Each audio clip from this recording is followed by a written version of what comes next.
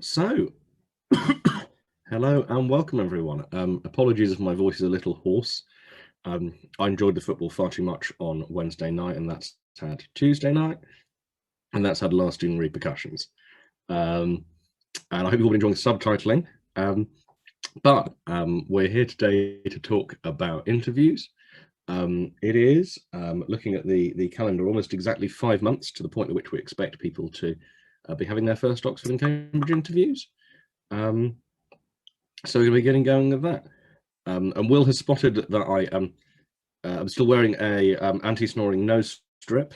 Sorry about that, everyone. I've been having problems with my sinuses this last week, so I'm afraid it is on all the time now. But I agree, it does look fun.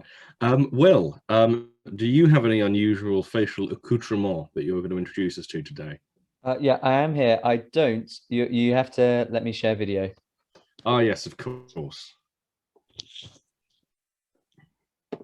I was wondering if by celebrating the football too much, you meant that you'd ended up in some kind of brawl, and that's why you'd had some kind of issue with your nose. But okay, it's not. That's better. Just some snoring issues. Yes, no such fun. I'm trying out some kind of sinus stuff. They work quite well, but obviously they do look a little bit silly, so I wouldn't recommend anyone wear them all day as I did. But you know, there you go. See, everyone will be wearing them in a few months' time, Matt. You'll be the first mover. I mean, it is surprisingly comfortable, but I'm sure that's not what everyone is here for this week. Much as I enjoy having a bit of fun, we're here to talk about Oxford and Cambridge interviews, which will be, as I said a moment ago, kicking off in all of 5 months, which does give you only, I suppose, barely 20 weekends to practice, which really isn't very many when you frame it that way. Just remind everyone, I say remind everyone, who knows, maybe you don't come here every week, maybe that's just me. My name is Matt. I look after our research here at UniAdmissions. So my job is to make sure that everything that we suggest in this webinar and our courses always backed up by data, and so is a true reflection of what we think is going to have the biggest impact on your application. Will, who are you? Why are you here? Yeah, hi everyone. Thanks for coming along. I'm Will. I'm the head of consulting at UniAdmissions. So basically, it's my job and the job of my team to speak with students that come our way, see if there's anything we can do to help, give advice and recommendations where possible. And yeah, if they are the kind of student that we like and we think our support can be helpful for, then we set up programs. It's worth saying that there is a Q&A function. So please do put in questions all the way through this talk. We'll come to them at the end. So there'll be a big Q&A session at the end, but if you worried you might, you see something and you have a question, you worried you might forget it, just write it in now and then we'll come back to it. We're not ignoring it. We will get around to it eventually.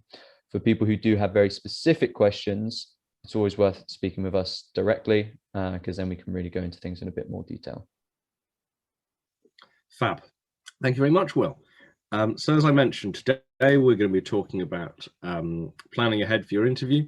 It is only, as I said, something like 20 weekends left, and that isn't as long as you might think in terms of preparation. And next week, I don't think we're going to be talking about opportunities at Oxbridge again. That's what we did last week. No. I can't, off the top of my head, remember what we're on for next week. Let me double check on the other screen. I imagine we'll be talking about medicine, because it's been a while since we talked about medicine. And no, we're going to be talking about wider reading next week, which I'm looking forward to. And then medicine the following week. So I was close, but not quite. So as I mentioned, planning ahead for interviews, I've split this up into sort of 3 broad categories. How do you get to the interview? Which obviously is the part of the process that you're going to have top of mind at the moment. What the interview is like once you get there, and then what it is that they are looking for from you to get the place once you've got the interview. So the first question is, how do you get the interview? Now, Will, you'll be pleased to see that the pie chart is at the beginning this week rather than at the end, as it was last week. So if you could help us with the pie chart while I take this opportunity to blow my troublesome nose. It'd be my pleasure. So people who have come to this before will have seen this before. We think it's a really important thing for people to know, because a lot of the people that I and my team speak to don't really properly understand how they're being evaluated when it comes to the application for Oxford and Cambridge. And of course, it's really difficult to really do anything meaningful if you don't know the weighting of the different things that go into it. So just breaking down the different parts of this pie chart, you can see in the gray is the interview, in the orange is the admissions test, in the blue is the exam grade, so that's GCSEs and predicted A levels, and then in yellow is everything else. That's a bit of laziness on our side, but in an attempt to not overcomplicate things, but that comprises of personal statements, school references, the SAQ if you're applying to Cambridge, those kind of things, okay? Now, what you should notice here is the vast proportion of this pie chart is taken up by the test and the interviews. They are hugely important for your application, more so nowadays than ever before. It's now the case that the admissions test will be the only standardized test that every applicant has sat. Previously, when they're evaluating you, they would have known that everyone would have sat the GCSEs, and those are, of course, standardized exams, whereas students in this year's application won't have sat those, or the vast majority of them won't, so it's not a reliable measure, really. And that's why this exam grades chunk is a little bit smaller than it would be normally. The test, of course, is a reliable thing. It's designed by Oxford and Cambridge themselves, as are the interviews. So of course, they're going to rely on those as big determinants of whether or not they think you are a good candidate. It's worth saying that this does vary from subject to subject, and it does vary slightly from Oxford to Cambridge. I'll explain more about Oxford to Cambridge in a second. But in terms of the variance from subject to subject, what you normally see is that for the more STEM-related subjects, so your engineering, your natural sciences, the everything else section is even smaller, and the test and the grades becomes more important. For the humanities, the other way around. It's a slight variation, but it is something that we do see. And it is worth noting that in terms of the differences between Oxford and Cambridge, and I think we'll come on to this in a bit later, there is a key difference in that Cambridge interviews a lot more than Oxford interviews. So Matt, stop me if I'm going into this in too much detail to make a later slide defunct. But so I'll just say that Cambridge interviews far more than Oxford. What this means from the pie chart perspective is that actually, before you get to interview, if you're applying to Oxford, they're already making a decision. Now, if you imagine when they're making that decision, they don't have that gray section. That gray section isn't there yet. And so that is filled up basically by test and exam grades. So it's more or less a 50-50% split between tests and exam and GCSEs for Oxford for selecting you for interview.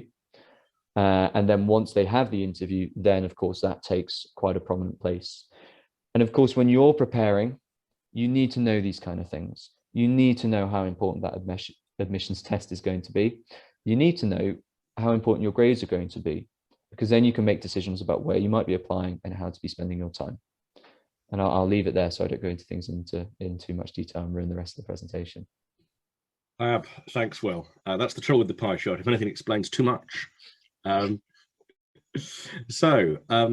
Will mentioned there, the GCSEs are an important component of the application, but they have fallen in importance in recent years. Now, the main reason for this, of course, is because the tests have in fact not really been tests. They have simply been your teacher's verdict on whether you're good or not. And for obvious reasons, teachers tend to err on the side of you being good rather than on the side of you being bad. This means that the universities find it very difficult to trust the GCSEs at this point, because they don't accurately compare across schools, and certainly, and to an extent, not even within schools. Now, when they look at your GCSE grades, they'll be putting them in the context of your school. So to take an example, if you are applying from a deprived part of the outskirts of Leicester, and you're the first person to get straight A's at your GCSE in your school for 5 years, that is going to count for far more than if you are the 9th best person with straight A's at your school in West London. it's all about the context that you're achieving these marks in. Oxford care more about GCSEs than Cambridge, and that's because they are more selective when it comes to interview. And especially for medicine, as one of the interesting quirks of the admissions process is, although there are quite a few more places at Cambridge to study medicine, students still apply to Oxford and Cambridge in roughly equal numbers, which means that the places at Oxford are more competitive simply by virtue of there being fewer places, without the applicants having quite figured that one out. It's a bit of a mystery to me, but perhaps one day they'll work it out. Why they'd want to apply to Oxford instead of Cambridge? It makes sense to me. Well, there you go. Perhaps that's the problem. It's a mixture of ignorance and bias, as you're only going to get from Will. So speaking about medicine in a little more detail, Oxford will interview around 40% of the people who apply for medicine, and they will then take on roughly 1 in 3 of those people who they interview. This means that if you're applying for medicine at Oxford, once you've got to the interview, you have already defeated more competitors. There are fewer people you're competing with that interview to get that place. That means that if you think you're going to do brilliantly on the BMAT, you have great GCSEs, then Oxford might be a better choice for you, because you can leverage your existing performance to get ahead of the pack before you get to the interview.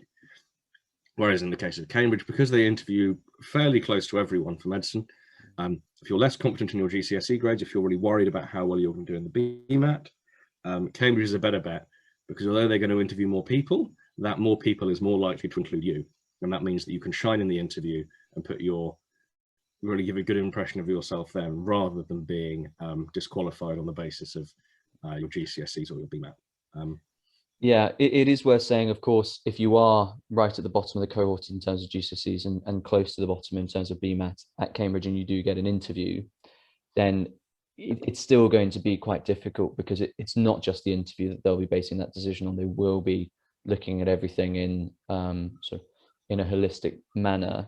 So even if you are worried about being slightly not as strong on the BMAT, you still want to be getting as strong a grade as possible, because every extra point will count, and you don't want a couple marks on the BMAT to be the difference between you getting an offer or not. Absolutely. I don't believe it is on the agenda for the next couple of weeks, but we will be talking about medicine tests again in the near future, and the impact of those 3 or 4 marks can be really huge in the BMAT, and that's something I'm sure we'll come on to talk about, probably when we talk about medicine in a couple of weeks' time, in fact. I'm sure I'll come back and do one of my long medicine test presentations one day with all the graphs that everyone enjoys so much. So the question of when, then, if you're applying to something other than medicine, are you going to get that interview? The chances really depend on the course and on the university. Now, Oxford interview practically everyone for chemistry, but hardly anyone for computer science. The reason for this is that the number of people they interview is more or less tracks the number of places. So they will interview roughly 3 people per place. Now, if you're applying for a really competitive course like computer science, where they take less than, I think, at barely 5% of applicants, they have to eliminate a lot more people at that early stage, because if they interviewed all of the 1,200 people who applied for computer science, there simply wouldn't be any time to do it. It would take months. The academics would be very tired. Whereas for subjects that are less competitive, like chemistry, which is puzzlingly unpopular, they're able to interview a lot more. Chemistry, in fact, is a little bit of an outlier, because there's no admissions test for chemistry. And this is part of an internal internal benchmarking process Oxford do to make sure that the admissions tests work, which is you have to have a control group, and the control group at the moment is chemistry. As we mentioned earlier, Cambridge will interview just about everyone who applies for medicine, while Oxford only interviews something like 1/4 of the people who apply for medicine. I'm not sure these slides are consistent. I'll double check my data. I think I was going to say, I think the previous slide is across the subjects, whereas this is more specific. And so it's really helpful to think about where you're applying in that context. We don't have particularly good data about interviews at Cambridge, because they will interview upwards of 70% of candidates on average for courses, and so they won't provide more specific data for us, because it has data protection implications. To give you a nice little visual demonstration of all of this, This is a graph that plots your chance of getting an interview and your chances of getting an offer based on your performance in the maths admissions test at Oxford. As you can see down at the left-hand side of the distribution where the scores are lower, pretty much no one is getting an interview. A handful of people, probably people who have a really good GCSE record or are from a really disadvantaged background, but do badly in the test due to nerves. A few of them are getting interviews, but very few of them offers. And then as you move to the right, as the scores go up, you see that your chance of interview go from maybe less than 10% suddenly up to 20, 30, 40. And you see at the far end of the distribution, the top 5 to 10% of people sitting the test, pretty much all of them get an interview, and your odds of getting in are suddenly closing on 50-50. And if you're one of the top 2 or 3 people who does the test, it looks as though you get in however the interview goes, but I expect they're pretty good in the interview too, because they must be bloody good at maths, those people. I think it's useful to use maths here as the example because the maths is the easiest one to test. If you're good at maths, you'll be good at a maths test. What you're trying to measure for is much easier than in the context of some of the essay subjects, where prior familiarity with the material and just luck and taste come more into it. Whereas the maths, it's as you can see, it's a very tidy little bell curve, which just shows the importance of the test when it comes to getting to the interview.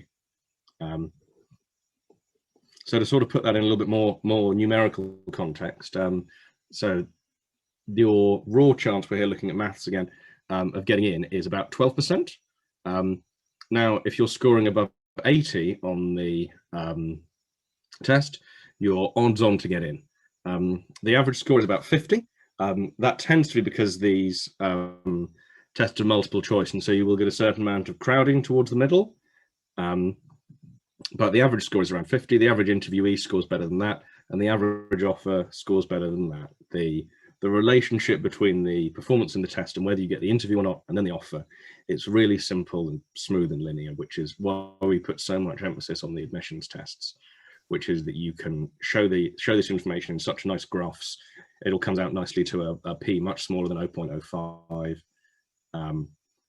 It's really demonstrable in ways that the GCSEs are just a little bit less clear. And the personal statement, I mean, Lord knows how you would rank how good the personal statements are.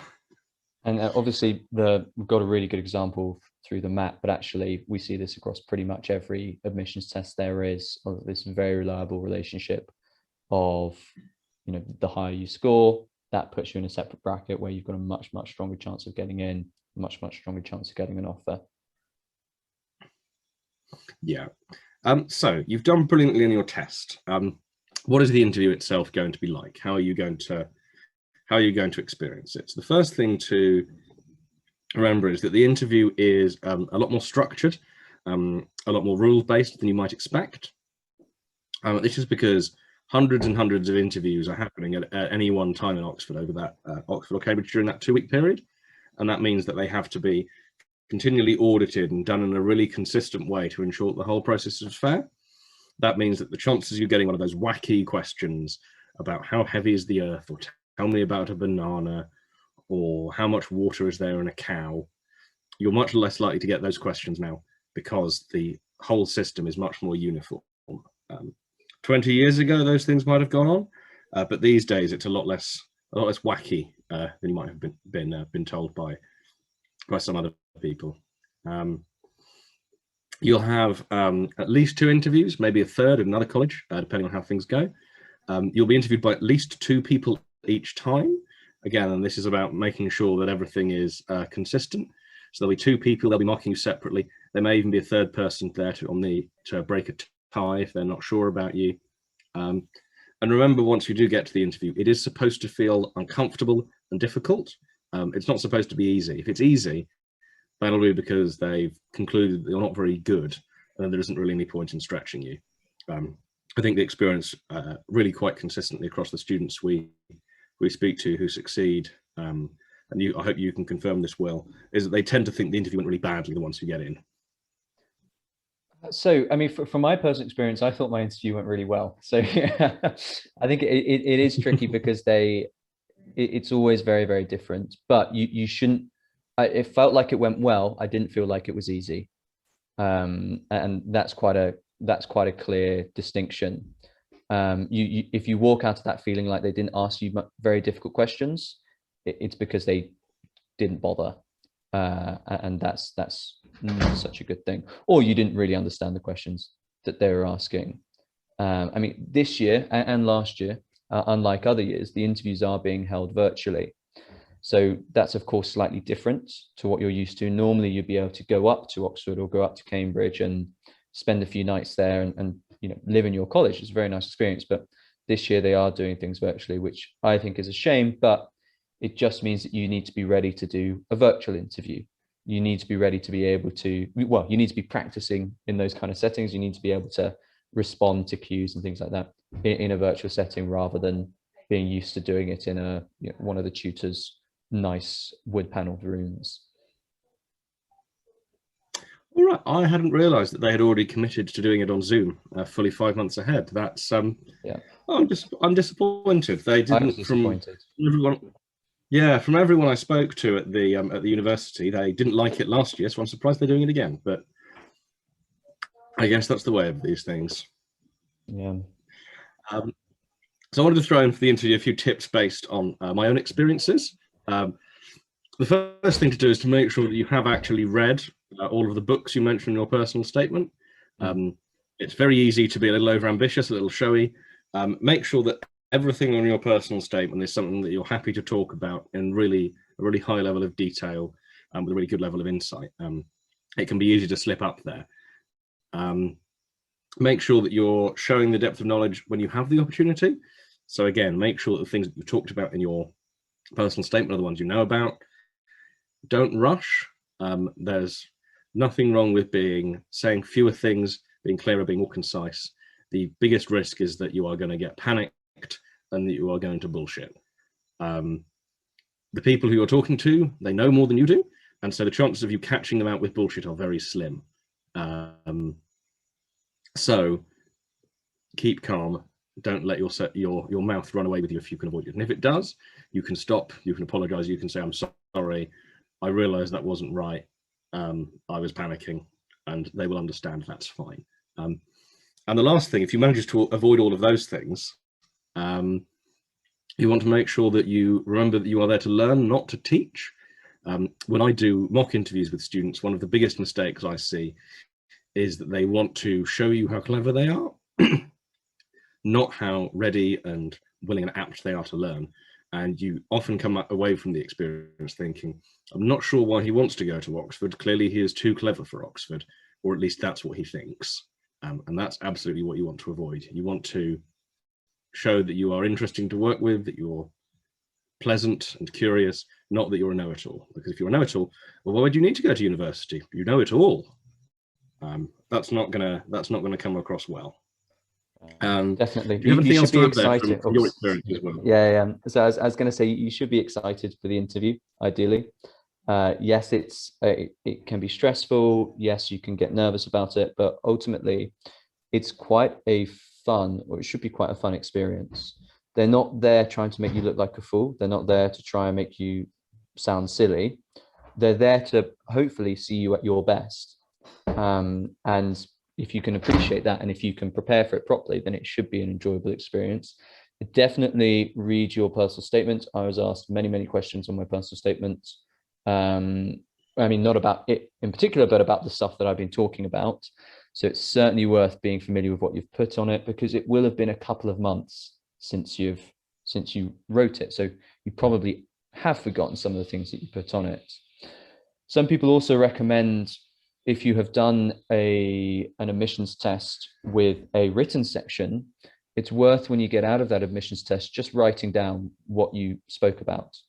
Now, this didn't happen for me, but I've heard of interviews where they ask you about the essay. So for example, in the TSA, you have an essay section, and they could say, maybe they've saw something interesting in your essay and they want to ask you more about it. So it's just worth jotting down the things that you said after you take the test and familiarizing yourself with it before that. Feel free to ask questions. Some questions that they ask you will have incomplete information, and they'll be wanting you to get that information, so you can ask them questions.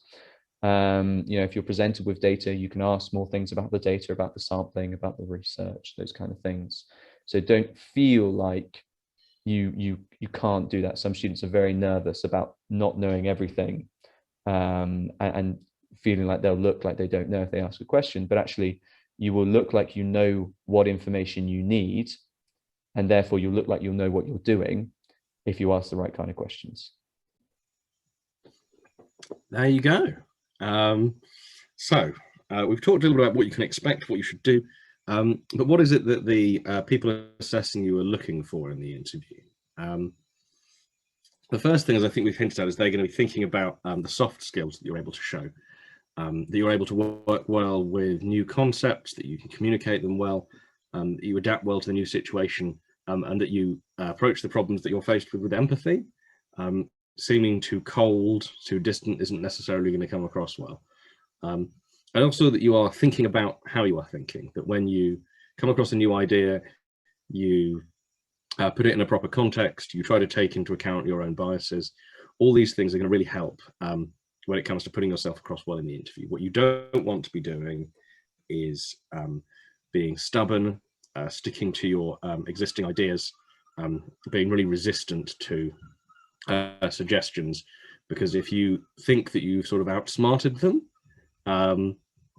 then that probably you haven't. I think is the best way to put it.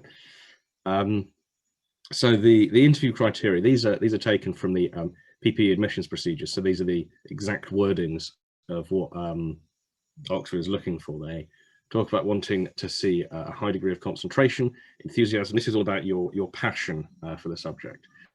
They need to see that you're going to want to go through the really intense Oxford learning process, to do all of that reading, to go to those tutorials, be really passionate and engaged. They want to see that you can work your way through these things in a reasoned way, that you can argue well, and that if you find that you're getting into a hole, you're able to get out of it, and you're not obsessed with sticking to your guns. That stubbornness I talked about earlier, which is such a danger in the interview setting. And most of all, you need to communicate clearly. You can be as smart as you like, but if you can't convey that to another person, if you can't have them understand just how good your ideas are, because your ideas are unclear, those ideas aren't going to be much use. There's no point in being a misunderstood genius in this setting. You want to be an understood genius if you can manage it. Now, sort of finally, before we talk a little about the support that UniAdmissions offer, I wanted to subject Will to a couple of interview questions. So I've pulled out a few here. Will, would you like to pick one for yourself? Okay. Why don't we do the health implications of smoking and the legality of it in the UK?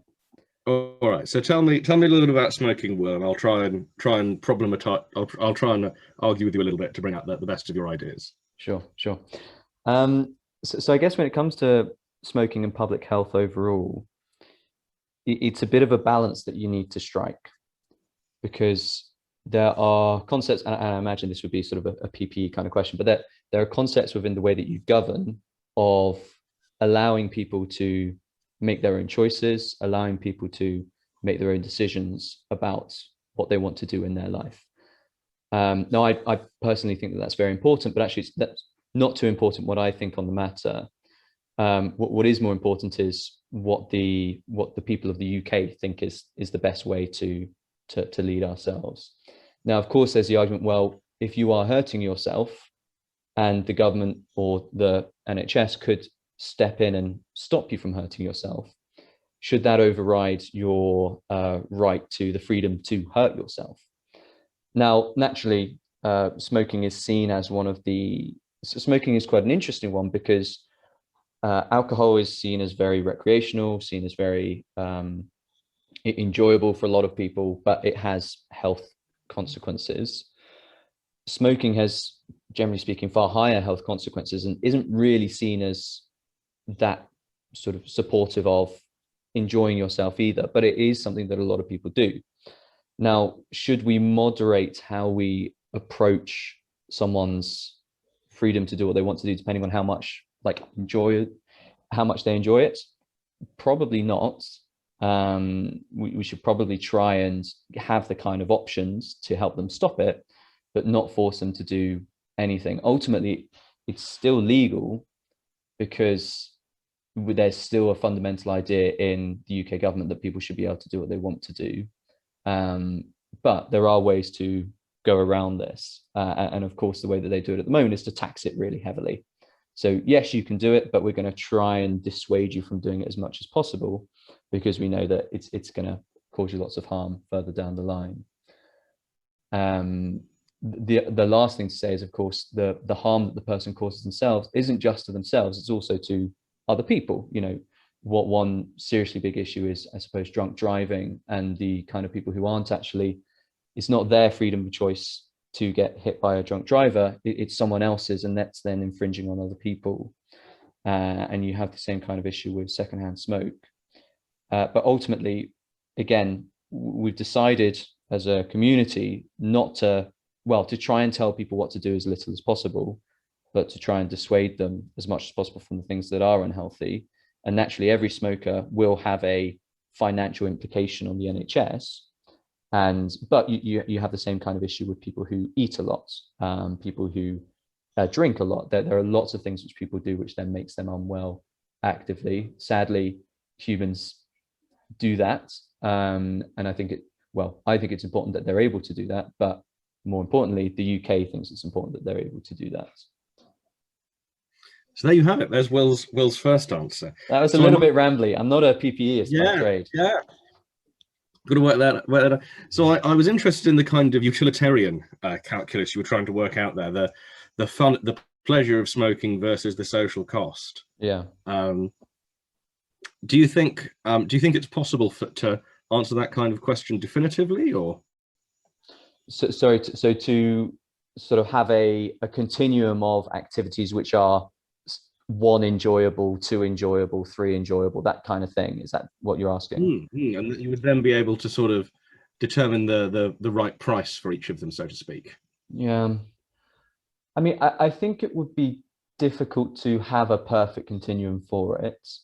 I think you could probably have a banding system, potentially a banding system which I guess bins different activities, and then you can have I suppose a 3D matrix of the sort of harm, cost to society against enjoyability.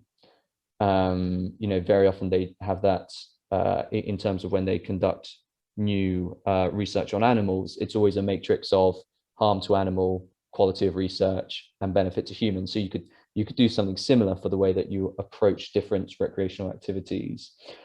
I think the one thing that this neglects, though, is the fact that actually a lot of people drink or smoke or eat too much, not because they necessarily want to, but because of unhealthy habits that they have developed. And I suppose that whilst that continuum might help, it doesn't really take that into consideration. So it's not necessarily a perfect solution. Yes, and the final observation I would make is that the government itself does very nicely out of smoking.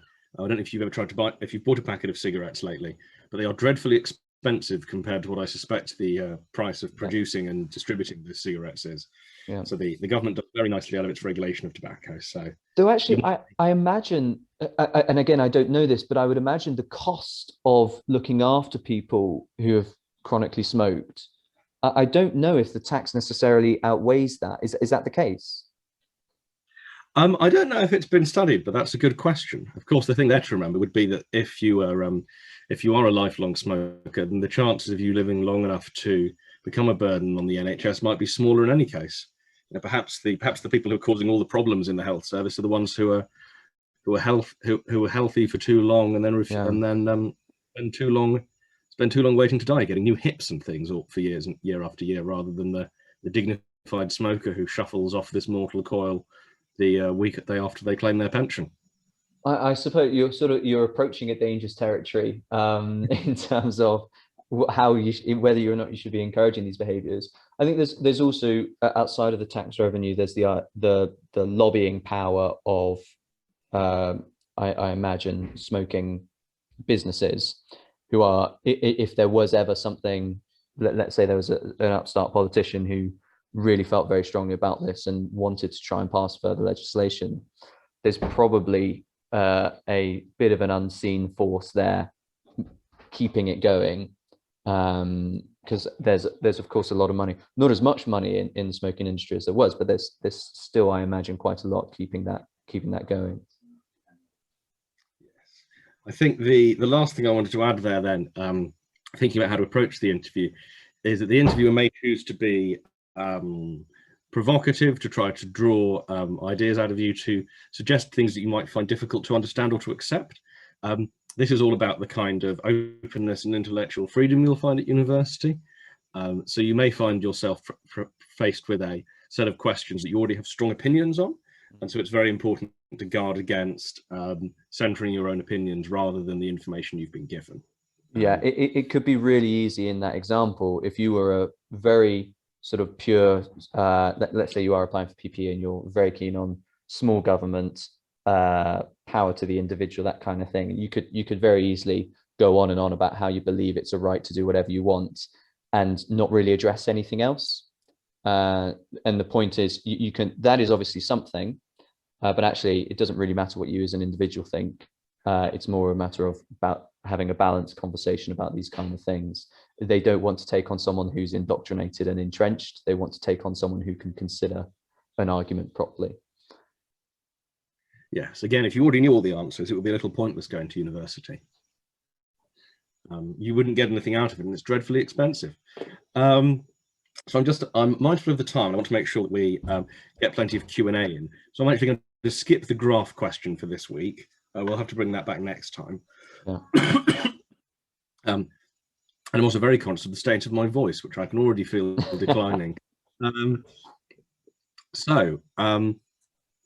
Will, can you pick up a little bit from me and talk to us about how UniAdmissions can help students who are hoping to not just ace the admissions test, but also to ace the interview and I suppose the A-levels subsequently, and secure that that much longed for place? Yeah, absolutely. So naturally, you know, Matt and I really enjoy doing these open days. We make lots of information available on our website and things like that to try and help individual people who are trying to do this application. But we also do support a cohort of students each year more intensively than that with their application. Now, how we do this is through a series of programs. And ultimately, we don't take on absolutely everyone that comes our way.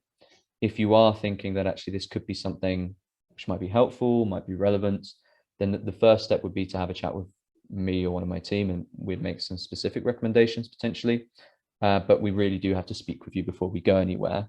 But to give you a sense of what you actually do or what our students do with us, our programs are broken down into 4 key parts.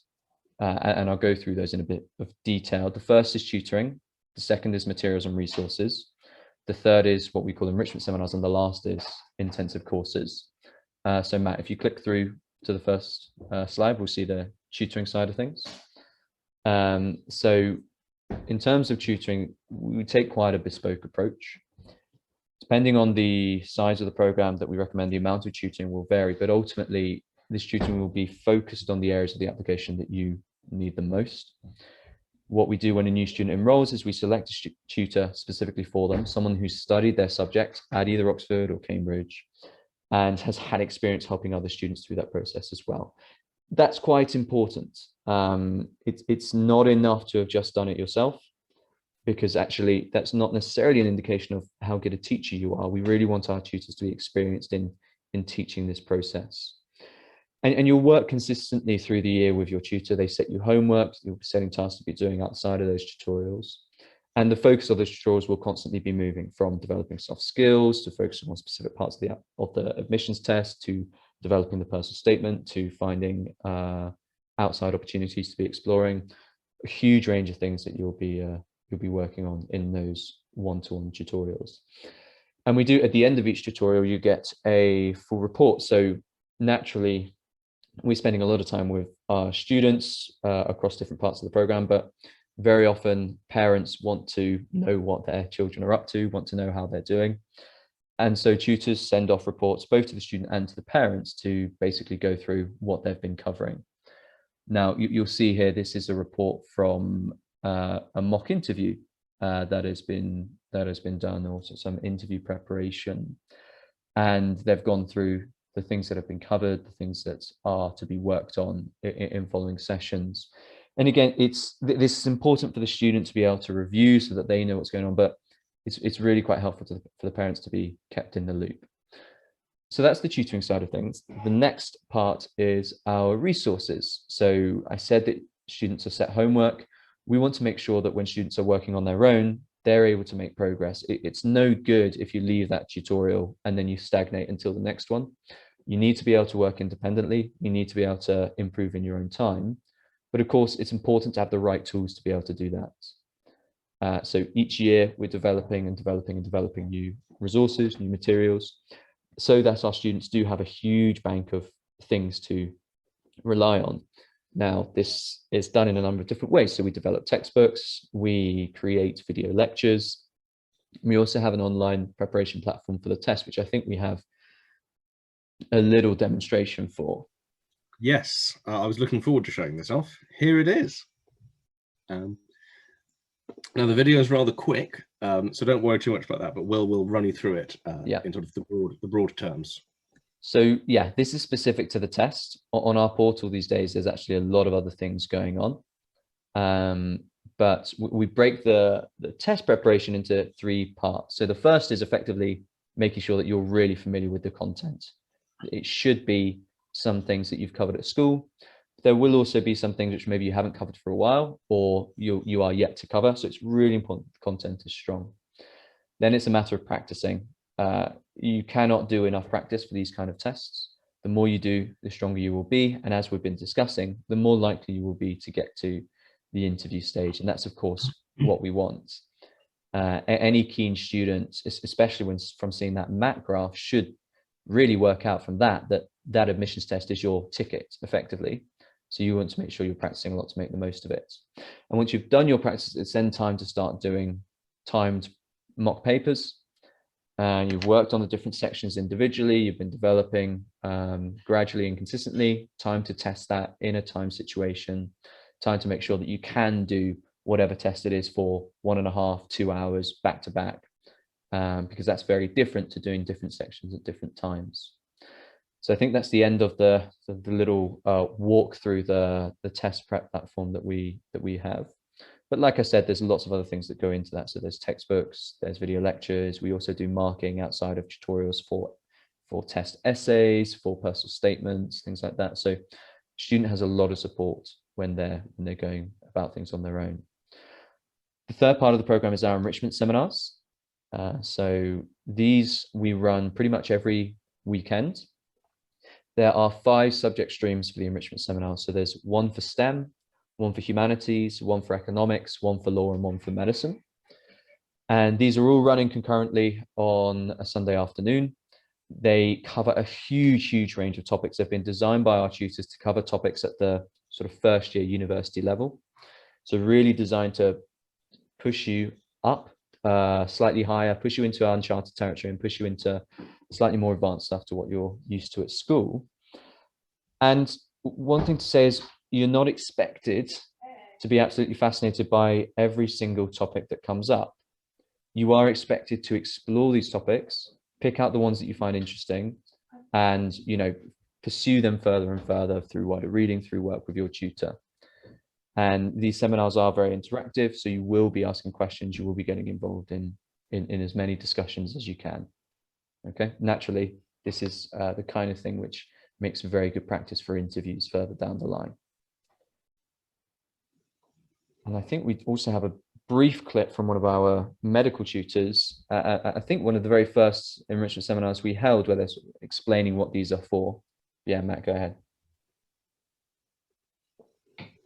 So the aims of these whole enrichments are supposed to be 24. It's supposed to guide you throughout your application with your wider reading. So everyone knows that you have to do wider reading to support your medical application, to sort of demonstrate that you have an insight into medicine. But the other thing that these enrichment supervisions will do is supposed to help you increase your confidence in discussing these different aspects of your wider reading, because that's what you're going to be asked to do at interview. So I think the best place to start building up your confidence is probably on here and talking in this group. And hopefully throughout all of the wider reading that we'll be doing with you, you'll be feeling a bit more prepared for life as a medical student and as a doctor as well. And there you have it, Will. Yeah, so that's definitely the idea behind them. Sorry, Matt, you go ahead.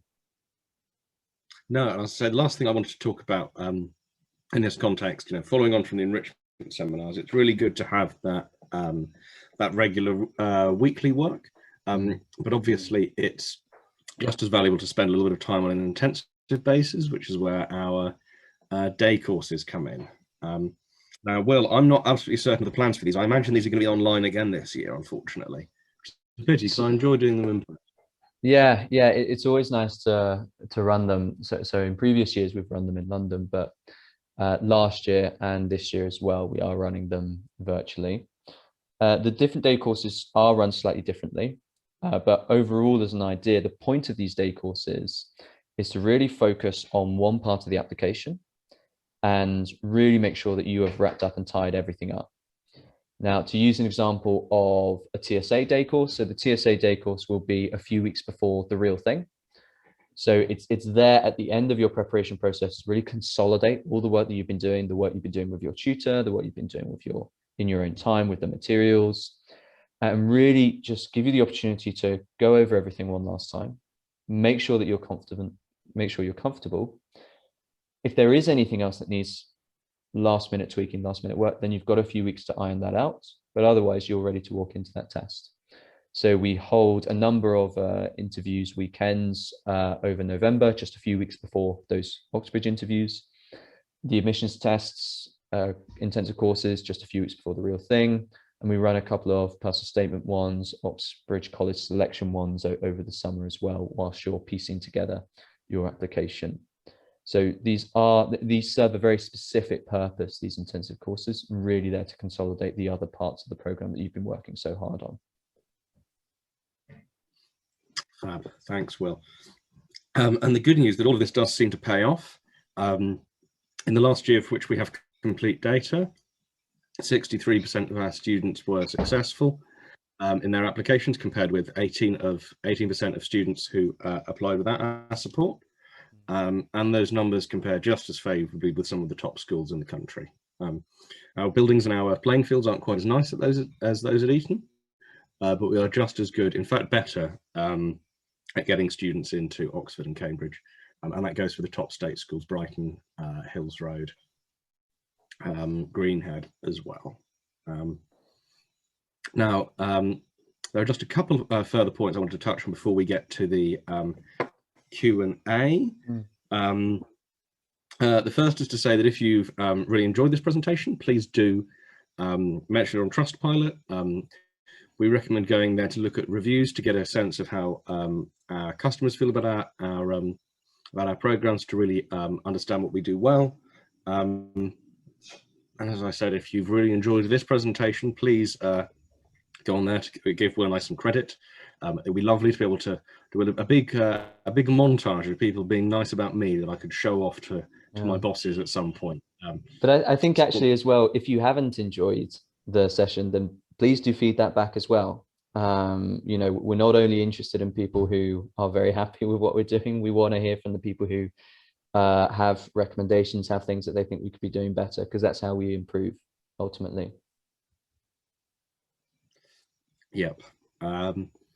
And the only other thing to talk about, I think, at this point is the foundation. So one of the worries that students have before coming to us is whether they will be able to afford our services or not.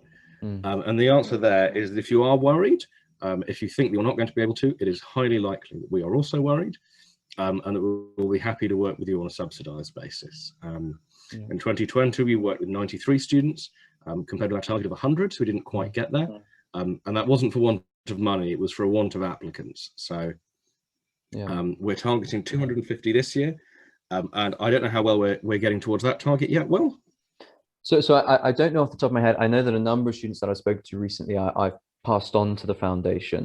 It's worth also saying, you know, if you're one student from your school and the school doesn't have much support, and you know that there are other people in your year who are also hoping to achieve the kind of things you're hoping to achieve and don't have support because school just doesn't have the funding, doesn't have the capacity to help you. We do have a number of schools that we help directly through this foundation. So, you know, absolutely apply as an individual, but it might be worth mentioning to one of your teachers that actually, instead of just helping one of you, we could help quite a few.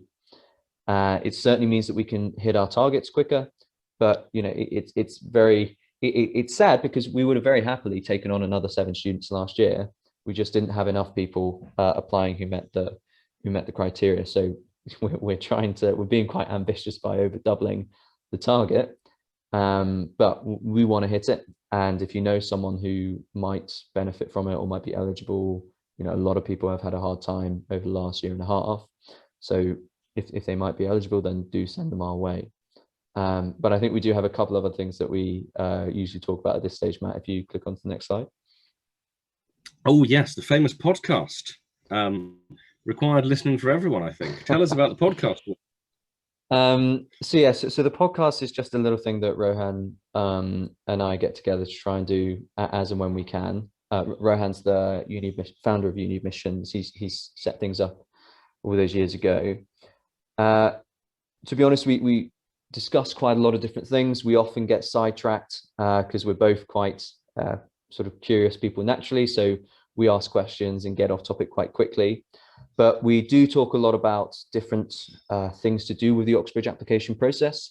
And we also talk about different areas in science that we're interested in and different things that we find interesting ultimately. So if you do find yourself with a spare afternoon, or you've got a bus trip into school that's usually pretty boring and you want to fill it with something, then do have a listen.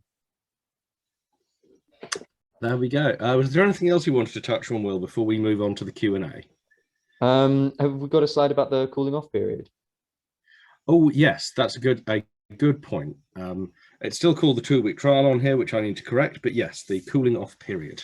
Yeah, so this is basically an opportunity for students to make sure that our programs are right for them. Now, when I speak to a student, I don't make recommendations for everyone, but when I do make a recommendation, I make it because I'm confident that this student means business and that our support is right for them.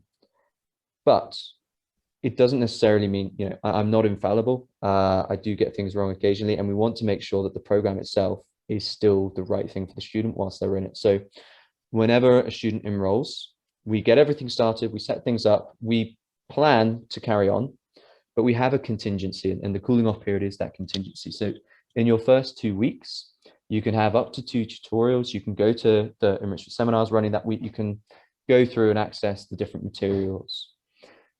And if in that period you think, actually, this isn't what I'm looking for, this isn't supporting me in the way that I was hoping or in the way that I was expecting, the first thing we'll do is see if we can fix it. So you'd either drop me a message or your program manager a message and say, Will, there's a problem. And we'll do everything we can to fix it, because obviously we're committed to you just as much as you're committed to us. But if we can't, then students can withdraw. We refund them completely. The only thing we do is we ask for you to send any hard copy books back to us. So it isn't a complete leap of faith when you enroll on a program with us. You do have that opportunity to make sure that it is definitely the right thing for you. There you go. So we can now take a few questions. Now, in response to the first couple, I can already see to answer anything that's too detailed, that's too much into your personal circumstances, unfortunately, we can't do that here in this webinar, not least because there's quite a lot of you here, and I wouldn't want to bore everyone else with one particular person's story, but also because the level of detail that we like to get into over the 20-30 minutes that we take for each of these consultations is really quite substantial. We want to make sure that we can really answer your questions in the depth they deserve. So if you've asked a question that is a little too detailed, for example, Milind has asked whether he should apply to Oxford or Cambridge, that's the kind of question we really recommend speaking to us about, because it's going to depend so much on your personal circumstances, your background, your record, what courses you're interested in, what sub aspects of those subjects. You know, so much specificity. Will, I'm sure you'll agree. Yeah, definitely. So, Milind, in your case, I'd say book a time to speak with us. People are often frustrated with me because they're looking for straight, quick answers, quick yes, no answers. Should I do this? Yes. Should I do this? No. It's not that simple. Almost all the time, it's not that simple. It takes a conversation. It takes getting a bit of understanding as to what's going on with you and your application to actually be able to give you the right kind of advice. I don't want to be telling you something which is misinformed and then you end up doing something wrong. Fab. So we're going to answer a few questions now before we escape a little after 3 o'clock. Yeah. So yeah, Christian asks about our experience with international mature students. I suppose if we take that as 2 categories, I believe we had really great success with our reapplicants and with our mature students last year. They were getting in at, I think, an even higher rate than the 63, right? Well, so yes, so reapplicants and mature students, were you saying, or just reapplicants?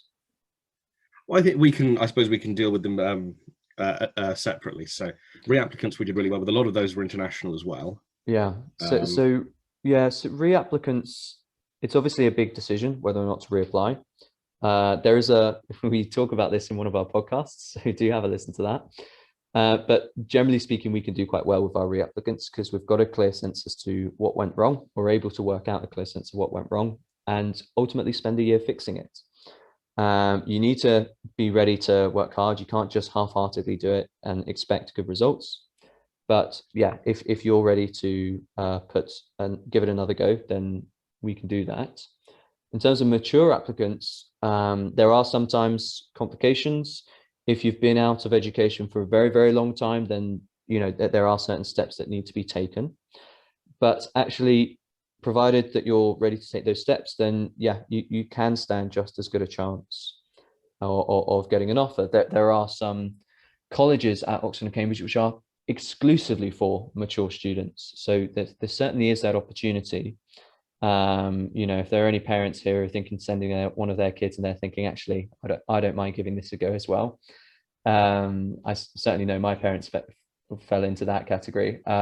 You know, it depends on what you're doing and what you want to do, but there is always that option. In terms of, yeah, internationals, which is another category, we do have quite a lot of international students.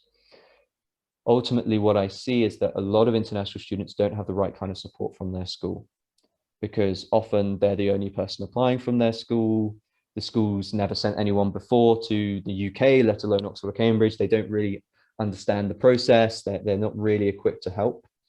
And that's where a lot of international students end up doing badly because they don't know what they need to be doing. So they end up unsuccessful because, you know, only 30% of the decision really is your grades. The rest is all the application process.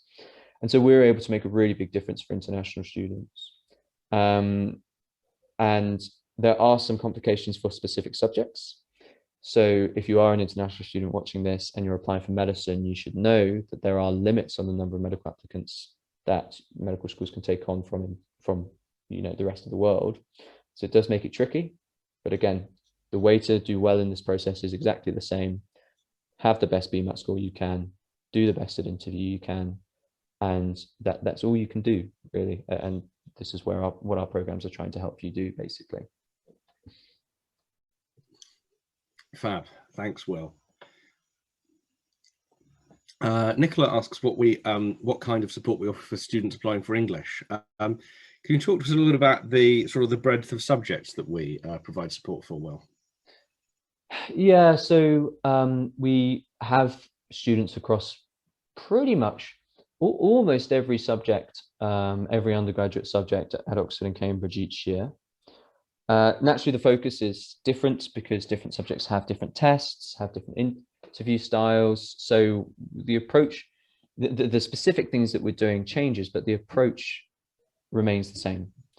Ultimately, you still need to be doing just as well on your tests, just as well on your interviews, just as well on your personal statements. Naturally, you want a tutor who's relevant to your subject, and we will do that. You want materials relevant to the interview that you're having, the things that you're doing, and we'll do that as well. And naturally, the enrichment seminars with the 5 streams, we try for them to be as relevant to as many people as possible.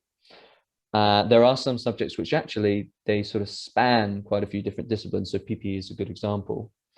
And actually, our PPE students have access to both the economics and the humanities seminars, so they're able to come to both because of the breadth of their course. So yeah, we do support students across a range of subjects. We do have certain subjects which come to us where we have larger student cohorts. So generally, we don't normally have that many classics students because it's got a relatively high acceptance rate already. Whereas we do have lots of students for the more competitive courses because that's where we can make a bigger difference. It doesn't mean we can't make a very big difference for someone who's applying for a course with maybe a 20–25% acceptance rate. It's just that I suppose those students feel the crunch of things are slightly less than those applying for E&M, where they're only 6% are going to be getting their offers. Fab. Thanks, Will. I was going to run through a couple of the quicker and easier ones. Yalin asks if this session is being recorded. It is, and you'll be able to watch it up on our website in a couple of days' time after the video guys have finished editing it. So if you visit the UA website, I imagine from Tuesday or Wednesday onwards, this whole video will be there for you to watch again if that's what you'd like to do. Anaya has a couple of questions about the application process for medicine. So I think the best thing to do there is we'll be exploring this in more detail the week after next. So I'd recommend joining us then. We'll be spending the full 45 minutes on the medicine process and really going into some detail there, as I believe Rohan is joining me for that one. So you'll have real insight from the inside of it. P. Kana has asked a couple of questions about the different admissions tests. So the physics and the maths tests are relatively similar in terms of the level of maths required, but obviously the problems are differently applied. And the Cambridge tests are slightly different in format. The ENGAR, and I'm trying to remember what the maths test, the name of which I can't remember off the top of my head. They use STEP. STEP, yeah. These tests are broadly similar in terms of level. The STEP is particularly difficult, and so is for attempting after you've finished your A-levels. But the materials for both are really helpful. We do encourage students who are applying for Oxford or Cambridge to look at the admissions tests for the other one, just have that extra bit of practice, as the level of the questions is going to be very similar, just as the level of applicants is. And then I think if we could just, I see you flagged a few you wanted to answer, Will. I'll let you carry on. So yeah, one of these has actually been answered already, I've noticed. So the MAT test, whether it's applicable for both universities, Cambridge does use the STEP. Anyone who knows when the STEP is sat will know that actually that means you have, for pretty much every subject, it's make your application, admissions test, interviews. But because the STEP is sat in June, it's actually make your application, sit your interviews, get your offer, and your offer will be conditional on your STEP performance in June and your, and you getting your A-level grades as well. So it is a slightly different structure at Cambridge, but naturally there's still an admissions test, which is, very, very important, basically. And that's really one thing to focus on. You do have more time for the STEP, of course. There's another question about Cambridge interviewing lots of people for medicine, and if this is the case for all subjects. But broadly speaking, it is. So they will, for every subject that I'm aware of, they will interview the majority of their candidates. So, it is the same more or less across the board. You do stand a pretty good chance of getting to interview, provided if you're an average candidate, you will get an interview. Now, whether or not you get an offer is a different question. And so that is something to be working on. But if you're an average candidate, you will get an interview. I've also noticed that Milan from earlier is saying that he's already spoken with us, and he's wondering who to talk to in terms of the in terms of which of Oxford or Cambridge to study at. You have a couple options, Roland. So I don't know which subject you're applying for, but very often when students are unsure when they start our programs, whether they want to study at Oxford, maybe they want to do either engineering at Oxford or engineering at Cambridge, or maybe PPE at Oxford or economics at Cambridge. When students are unsure, one of the things that we can do is you spend some time with okay, you said medicine, great. So you can spend some time with a tutor from Oxford who studied medicine to really explore whether or not that's the right place for you. And you can also spend some time with a tutor who studied medicine from Cambridge and explore whether that's the right place for you. And ultimately, that can be quite helpful in terms of working out where you'd rather be. We can also always have a discussion about where might be more sensible in terms of actually getting your offer. So there may be some parts of you and your academic history which might make it more sensible to apply to one or the other. So what I would say is work out which one you'd rather be at, because if you can work that out, that makes the decision easy, and you can do that with your tutors. Just if you drop your program manager a message, she'll be able to help. Otherwise, I'm more than happy to have a chat with you at some point about if you're unsure beyond that. Okay. Shaima has asked, sorry, I'm going to cut right over you, Matt, and take another question. Shaima has asked, should you still apply to Oxbridge if you're one grade below the entry requirements, and is it possible to get an offer? So this is very interesting, because this is something which doesn't come up that often, but you can still get an offer if you are below the entry requirements in terms of your predicted grades. So Shaima, if you're in year 12 at the moment and you've been predicted, a grade below what the minimum entry requirements are, first I would say go to your school, go to your teachers and say, what can I do to change this? What can I do to get this higher? And do it. And if there's no option to change it, then you can still make an application. But what you need to do is you need to prove to them through all the other parts of your application that you can overachieve that. So if your GCSEs are a little low and your predicted grades are a little low and your admissions test is average, that's not going to demonstrate to them that that predicted grade is not, it is like below what you can achieve. You need to demonstrate to them by your admissions test performance that you can achieve well above what you're being predicted. If they do give you an offer on the other side of things, it may be that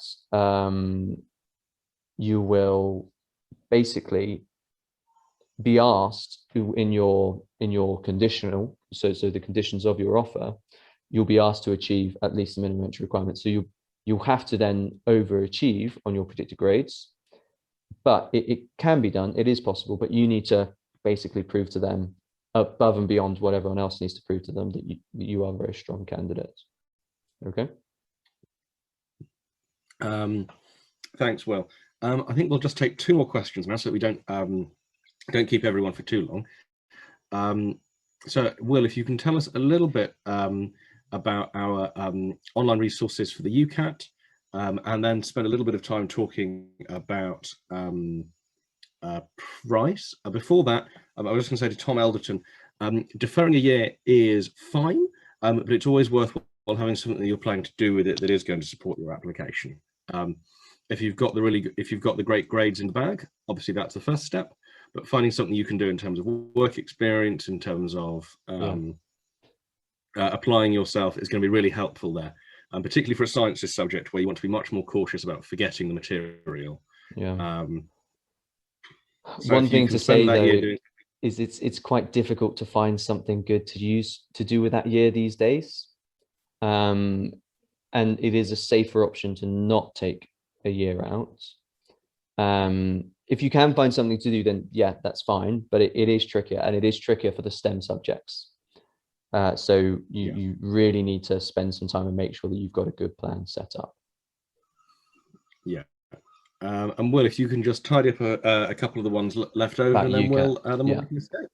So in terms of the UCAT resources, we have quite a hefty textbook for the UCAT called the UCAT Collection. We also have pre-recorded video lectures across every part of that test. So for non-medics, the UCAT is made up of 5 sections. And so we have video lectures across the 5 sections. And we also have, similarly to what you saw in that demonstration earlier in that preparation platform, we have one for the UCAT where you can do lots and lots of practice questions. And in the textbook, there's lots and lots of practice questions as well. Yes, it's 789 pages in its latest edition, the UCAT, Oh. which is, if anything, too long. Yeah. But that's the literal weight of information you're going to get from those in terms of your preparation. Yeah. Some people have been asking for a bit more in terms of like prices for the support that we offer. Again, it's one of those ones where there's no like quick answer. Ultimately, the size of the program, the extent of the program is going to depend on the student and the extent of the support that they need. So it's gonna really depend. It might be that we can support you completely for free if you can envision, you know, that you don't have much budget for something like this. But yeah, it's the best thing to do would be to have a chat with me or one of the team, and then they or I will be able to give you a much better sense as to what we think you should be doing once we know what's going on. There is a question about, is the percentage for international applicants lower than domestic applicants? So I think, Matt, you've been looking at a fair amount of data for this in terms of overall applicants to Oxford and Cambridge. It varies a lot between subjects. So as a general rule, the more competitive a subject is, on the whole, the harder it is going to be to get into as an international applicant. So while there are formal caps on the number of students that can study medicine at Oxford and Cambridge from outside of the UK, you see not totally dissimilar numbers for PPE and for economics as well. And the reason for this being that when these subjects are incredibly competitive already among UK students, the universities are under pressure as UK institutions to prioritise UK students. So to a first approximation, the more competitive a subject is, the more competitive it's going to be as an international student. We appreciate this is really frustrating for students applying from outside the UK, but I think it also really puts an emphasis on the amount of value that the kind of support that we can offer can really have, because you're competing not just with the UK students, but with other international students for what unfortunately is a more competitive marketplace than it had been in the past. I'll probably be, I imagine we'll be doing, if not a webinar, perhaps even a blog post about this in the coming months, as we get the new set of data after the A-level results come out, because I think it's a really interesting area to think about for international students as the competition heats up post-Brexit. Yeah. Fab. Okay, fantastic. Final thing to tackle is we've had questions from both Samantha and Olivia about costs. This again is where it's best to get in contact with us directly through the consultation, as the cost to you will vary not just based on your personal circumstances in terms of your family income and things like that, but also in terms of your preparation. You know, if someone was to come to us with, you know, absolutely spectacular A-levels, then we may find that they need less preparation. You know, if we had, I don't know, Greta Thunberg come and talk to us, I expect we would conclude that she didn't need our help and that she would probably get in all by herself. But Will, you can speak a little bit to that, I'm sure, better than I can. Yeah, definitely. And I've noticed there's someone who I think has spoken with us earlier in the year and was recommended a program which wasn't feasible for them. What I would say is do get it back in touch with us, and we can obviously see if there's something we can do to support you within the budget that you have, because naturally I'd always much rather a student be not quite on what I recommended but still have something, rather than be sort of on their own with this. And again, it does depend on what else is going on in terms of what schools can support those kind of things. And yeah, we can have a chat and see if there's something we can do there. Fantastic. Well, all that leaves us to do is to say thank you everyone for coming along. We've had absolutely spectacular turnout today, which is really exciting. particularly for me, because it shows just how popular and charming I am. I'm sure Will feels the same. So it's going to be goodbye from me. Next week we'll be speaking about further reading. I'll probably be showing off my vast bookshelves as well as a treat as part of that. Will, I hope you'll be showing off your books as well as a piece of contextual prop work next week. I suppose we could do. At the moment, you haven't got any, so I don't know how you got into university at all. I'll have to put up a bookshelf and then fill it with books. But I've got a week to do it, so that's plenty of time. Fab. All right then. Thank you so much for joining me today, Will. My pleasure. And goodbye, everyone. Bye, everyone. Thanks for coming. Cheers. Bye.